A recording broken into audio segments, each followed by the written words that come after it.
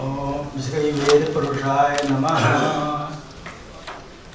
मंच पर विराजमान समस्त महनीय विद्वजन एवं सभा में विराजमान सभी महनीय विद्वजन विदुषियाँ, समस्त छात्र एवं छात्राएं, समय की सीमा को देखता हुआ मैं व्याख्यान देने नहीं जा रहा हूँ।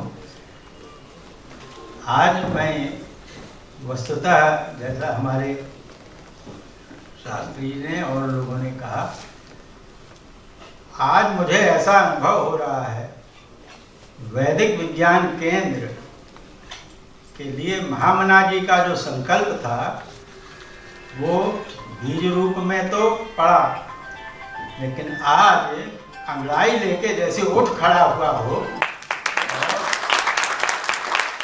अपने भविष्य की ओर वो पूरी सकारात्मकता के साथ अग्रसर होने को उद्यत है।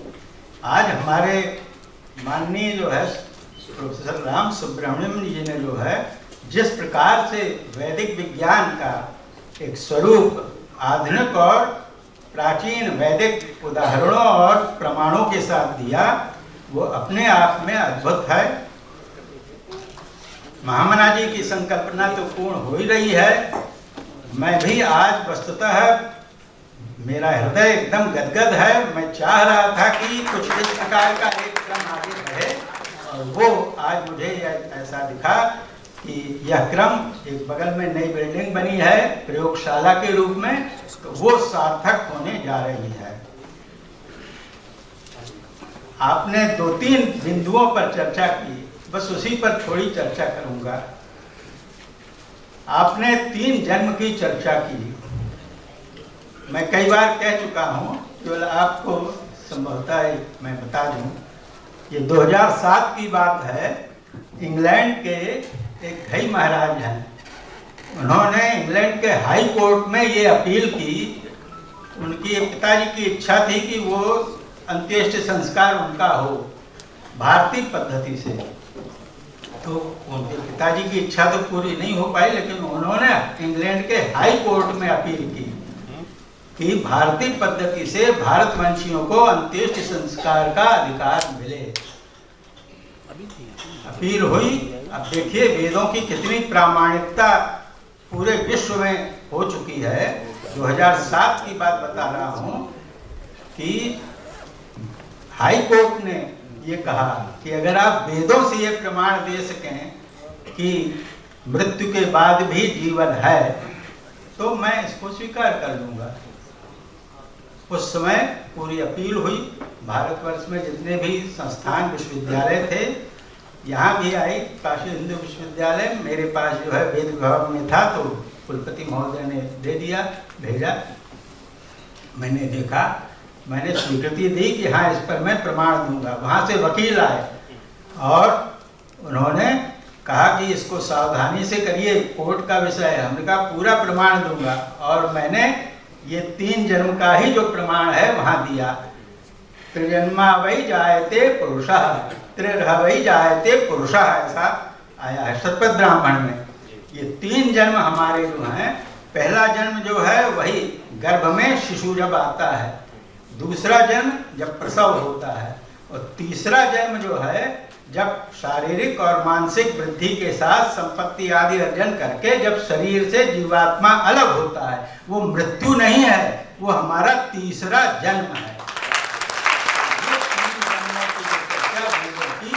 इंग्लैंड के हाई कोर्ट 2010 तक केस चला, प्रश्न आए, सबका समाधान दिया, और 2010 में जाके कोर्ट ने ये स्वीकृति दे दी कि ठीक है, भारतीय पद्धति से भारतवंशियों को अंत्येष्टि संस्कार का अधिकार दिया जाए। शरीर छूटता है, जन्म हुआ, शरीर छूटा, लेकिन जीवात्मा तो अलग होता है, वो तो जीवित है, अमृतमय है। फिर आपने एक और चर्चा की कि जब शरीर छूट जाता जीवात्मा है, तो वो कैसे, क्या उसके साथ कुछ है, कुछ लेके जाता है? जी हाँ, इसका भी प्रमाण है। जब ये जीवात्मा शरीर से अलग होता है तो 3 चीजें साथ में रहती हैं। अभी तुरंत तम विद्या कर्मणि समन्वारभेते पूर्व प्रज्ञा च। विद्या, जो हम विद्या अर्जन करते हैं, कर्म, कर्म का फल, और पूर्व प्रज्ञा, पूर्व प्रज्ञा है कि जो हम ईश्वर के अंश हैं और वह ही हम हैं। तो ये तीन चीजें साथ में रहती हैं। हमारा व्यक्तित्व भी जो है वह उसी रूप में है। जो हमारा अंतःकरण है, अंतःकरण के चार पक्ष, मन, बुद्धि, चित्त, अहंकार। जो चित्त है यही मेमोरी है, स्मृति। इसी को तप के द्वारा जितना हम जागृत करें तो हम जन्म जन्मांतर का जो हमारा अस्तित्व है उसको हम बिल्कुल अनुभव करते हैं। और यही ऋषि लोग जो है उस अनुभव के आधार पर, क्योंकि यह पूर्ण है, तब से पूर्णता के साथ अग्रसर होकर पूर्ण होते हैं। बातें बहुत सी हैं लेकिन मैं अब करना नहीं चाहूँगा, समय बहुत अधिक हो गया है। लेकिन मैं ये चाहूँगा कि आप ऐसे और अन्य जितने मनीषी जन हैं इनको बुलाया जाए, बार बार बुलाया जाए, समय देके इनका व्याख्यान हो और उससे हम सभी लाभान्वित हों। और वेद विज्ञान का यही उद्देश्य है, यही लक्ष्य है, और इसके लिए हमें जागरूक रहना है। एक बात मैं और ये कहना चाहूँगा कि देखिए, संस्कृत के जो छात्र हैं वो तो आधुनिक विज्ञान के जो पक्ष हैं उनको समझें, लेकिन आधुनिक विज्ञान के जो छात्र हैं विशेषकर उनके लिए मैं ये कहना चाहूँगा कि 2-3 साल तक वह संस्कृत का अध्ययन करें। विदेशों से जितने भी आते हैं स्कॉलर, कोई भी इतनी ऐसी डेवलप कंट्री नहीं है जहाँ से कोई स्कॉलर ना आते हो। 30-40 वर्ष का मैं बताता हूँ अनुभव कि ऐसे स्कॉलर आते हैं और वैसे ही नहीं आ जाते हैं। पूरा संस्कृत व्याकरण, फिर वेद का जो व्याकरण है, वैदिक संस्कृत का व्याकरण, और जो एक्सेंट हैं स्वर, उनका जो व्याकरण है वो पूरा पढ़ के आते हैं। तो 2-3 साल मेहनत करते हैं आधुनिक विज्ञान के, और आके फिर वो प्रश्न करते हैं। अगर स्वर भेद हो गया तो कहते हैं यहाँ ये स्वर भेद है, क्या कुछ गड़बड़ है या कुछ अर्थ भेद है। स्वर भेद से अर्थभेद होता है। तो मैं विस्तार में नहीं जाना चाहूँगा, यही समाप्त करता हूँ। तो जब वहाँ से आधुनिक विषय के विद्वान आकर 2-3 वर्ष मेहनत करके संस्कृत, वैदिक संस्कृत और जो स्वर हैं, एक्सेंट्स, उनका जो ग्रामर पढ़ के आते हैं, फिर प्रश्न करते हैं, वो गूढ़ प्रश्न, फिर उनका समाधान, ऐसा एक क्रम है। और वह जो है क्रम यहाँ मैं फिर कहना चाहता हूँ, आप ऐसे मनीषी जनों को यहाँ बार बार बुलाया जाए। और वेद विज्ञान का जो महामना जी का संकल्प था और इस वेद विज्ञान केंद्र का जो संकल्प है वह पूरा होगा।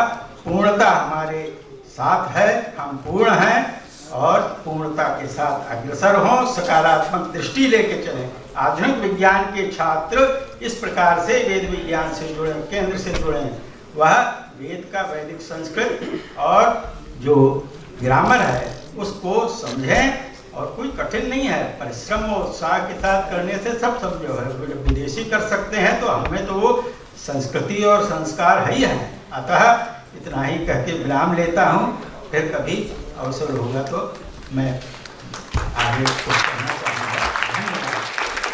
मैं पुनः ये कहना चाहता हूँ, मेरा हृदय गदगद है।